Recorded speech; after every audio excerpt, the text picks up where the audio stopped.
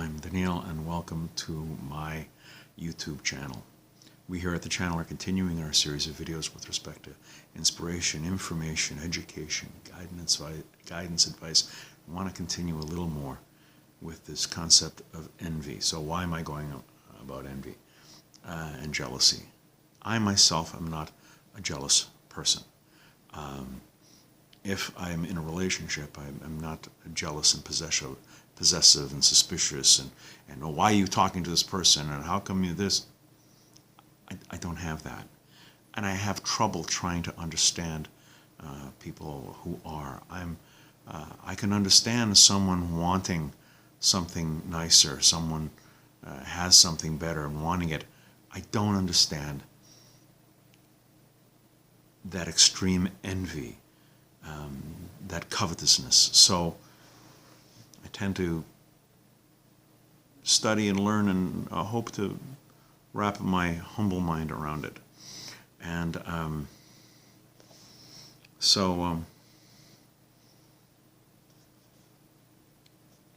a previous video, we were discussing, well, what do you do about it? What's this cure?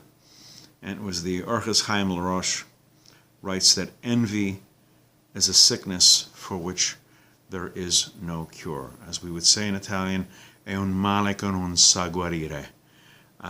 It was the Ramchal in Mesillas Yesharim who writes that envy is the result of ignorance and foolish thinking, what we would call Stuss und Narrigkeit, nonsense and foolishness.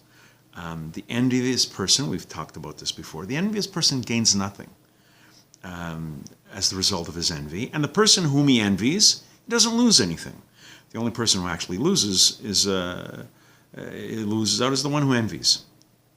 And envy is particularly severe if one sees a competitor being successful. Envy is lethal, it's irrational, but that fact doesn't seem to stop anybody. It was the Yechezkel who explains that one of the serious aspects of the ailment of envy is that the individual almost never realizes that he is sick, that he has this disorder. Envy eats at him until he becomes consumed with hatred.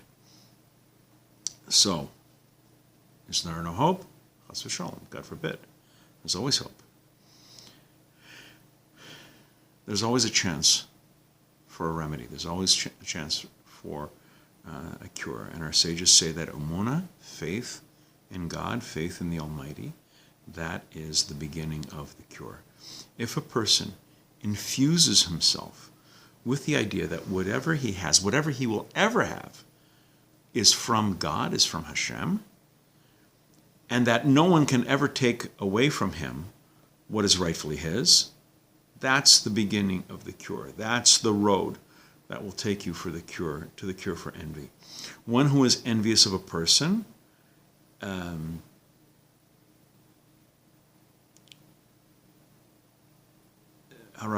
holy Chaim Vital, he says a person who is envious of another person is a mored b'Hashem, someone who, this is worded very strongly, someone who rebels against God, rebels against the Almighty.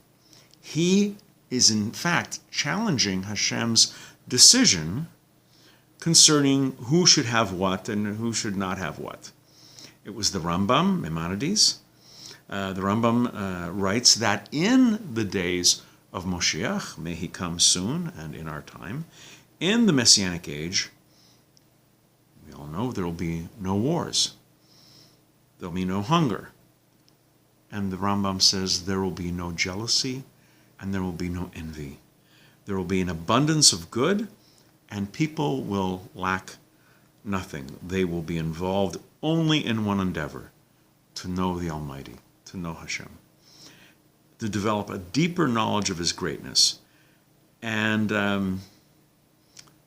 Harav Matisyahu Solomon says that the only tikkun, the only improvement needed in the hearts of the Jewish people to bring about a period in which we will warrant that the world will be filled with a profound knowledge of God is to win over envy from our midst, to conquer envy. Unfortunately, this only thing seems to keep eluding us. We're going to be doing more videos along these lines. Please come back.